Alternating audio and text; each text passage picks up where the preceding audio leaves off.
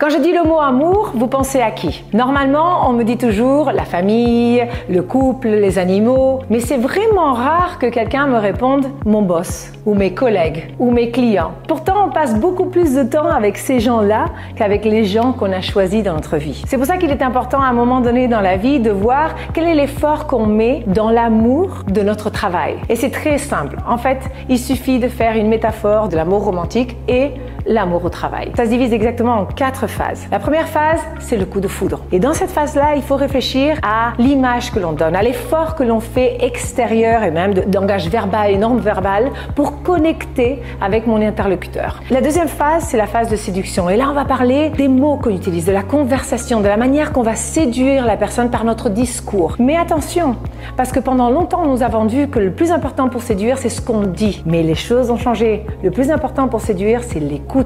En fait, la séduction, c'est parler moins et s'intéresser plus à notre interlocuteur. La troisième phase, c'est la cohabitation et celle-là, c'est la plus difficile de toutes les phases parce que normalement, dans cette phase, on donne pour acquis les relations. Tous les efforts qu'on faisait au début, même par rapport au couple, on ne les fait plus. Et la quatrième phase, c'est la crise.